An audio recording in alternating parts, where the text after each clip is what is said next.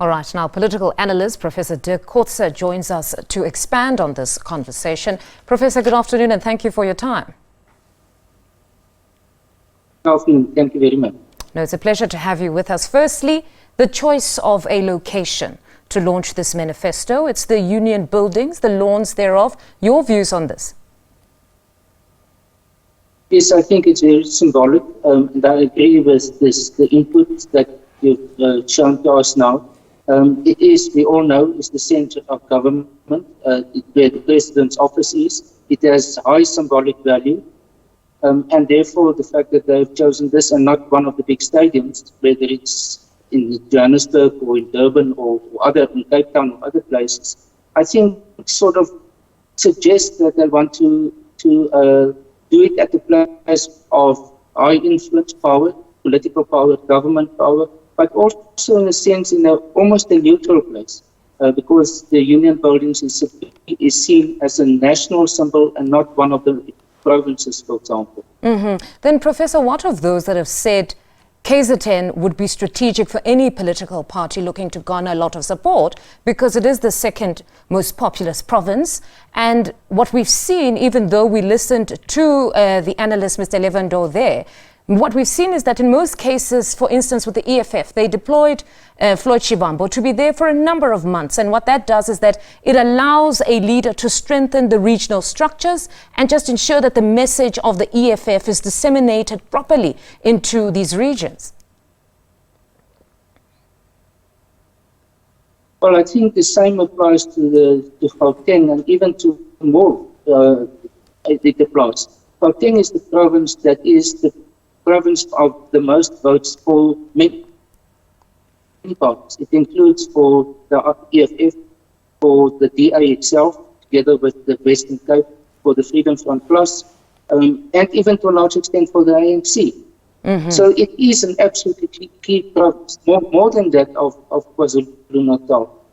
So I think from a purely proportional representation point of view, Gauteng is right in the center of that. But I don't think this is the key issue.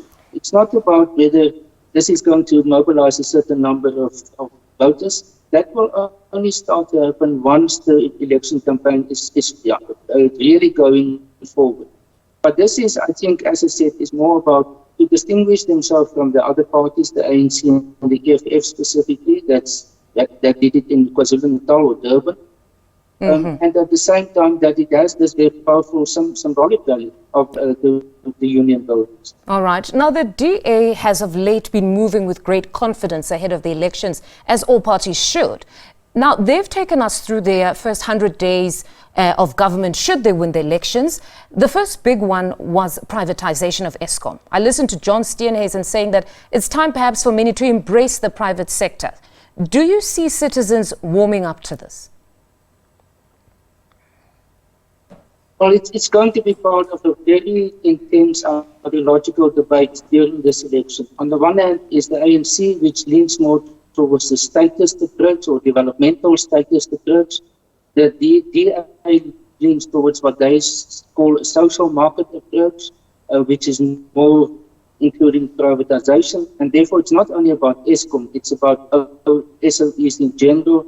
It's about service delivery in the public sector also. So this is indeed going to be, I think, one of the focus areas of debate in this coming election campaign. What we are seeing in the case of Eskom is that the government to a large extent have embraced it. That they are working with this notion of private-public partnerships in the energy sector. And private citizens, the voters, have in a sense taken the initiative themselves in the form of putting up rooftop solar panels and other forms of energy generation. So the question about energy specifically or Eskom is not necessarily something which is just going to be determined by who's in power, whether it's the ANC or a DA coalition or the EFF grouping. That's not the case. I think what is more important is what is going to be the direction of the Eskom, what's going to be the direction for society in general. I think this is the really serious debate is going to develop. But the one around privatization, nevertheless, is still also a very serious one, because it depends whether most that were ideologically swayed towards perhaps the ANC's position around privatization. At this point, do you not think that with everything that has gone wrong, where government has been solely responsible for the service delivery, that perhaps now those ones that would have been more inclined to say privatization is not the route might at this point be willing to go the route of privatization or embrace the participation of the private sector a bit more? Well, yes, I guess that is for the current situation, or the very foreseeable future. That might be the approach of many. But there are many people who are deep-seated positions against privatization. And it is the left in general, whether it is the trade unions, whether it is the Communist Party, whether it's the EFF, whether it's many NGOs also. So they are not going to change their position very easily.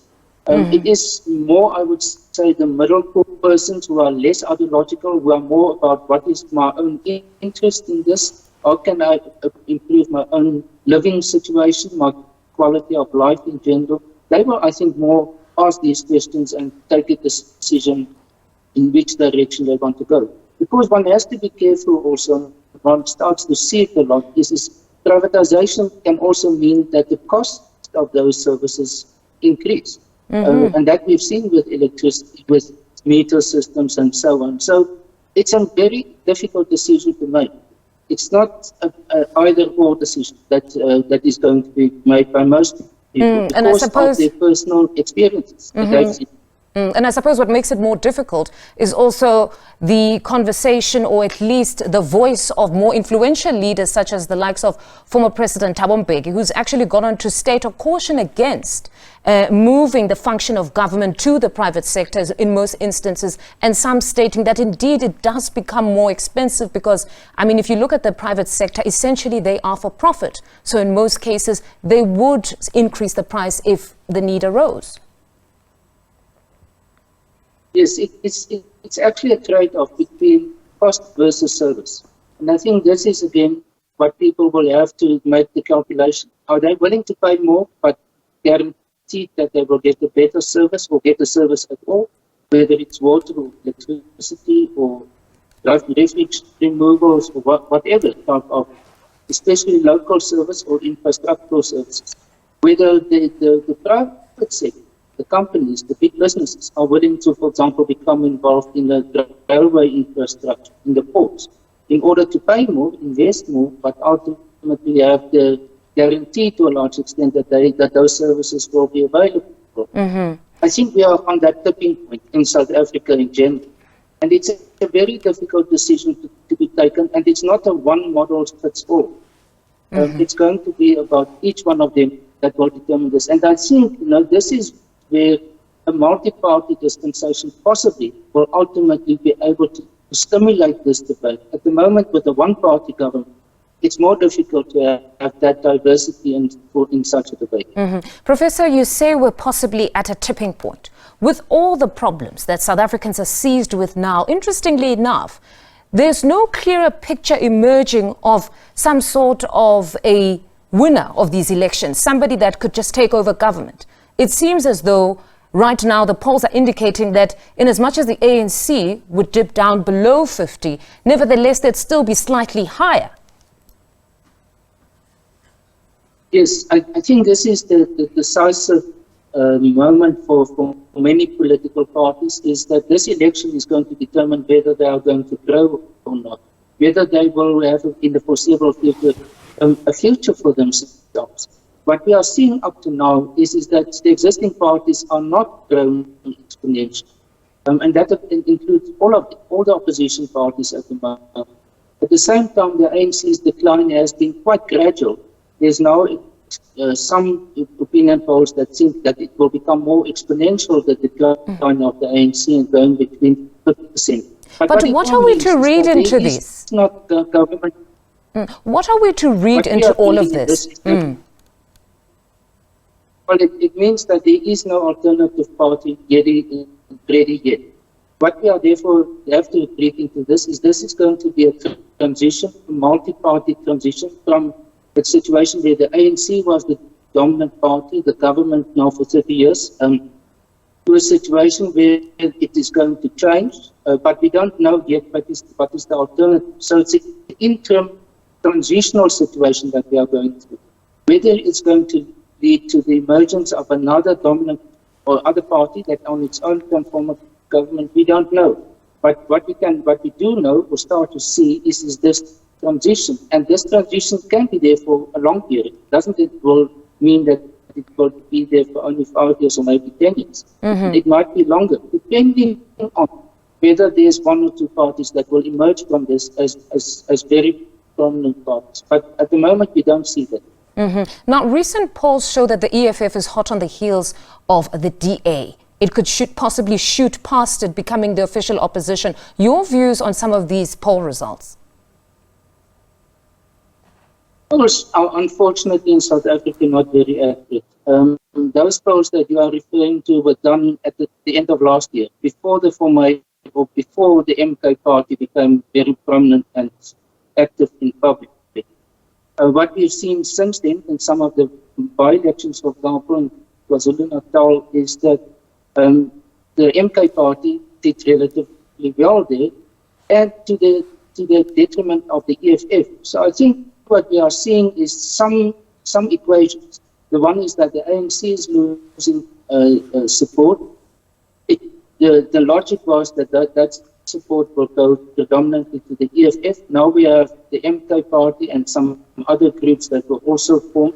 Now there's a distribution of the ANC's losses to these different parties, which is actually to the detriment of the EFF. So I think what was predicted of 17% or 18% or so, I think since the end of last year, one has to make adjustments in terms of that now. Well, certainly a very interesting perspective, because they always, or at least in many interviews, they've held the view that possibly the MK was going to eat into the voter base of the ANC. But it's a very interesting point that you raised there.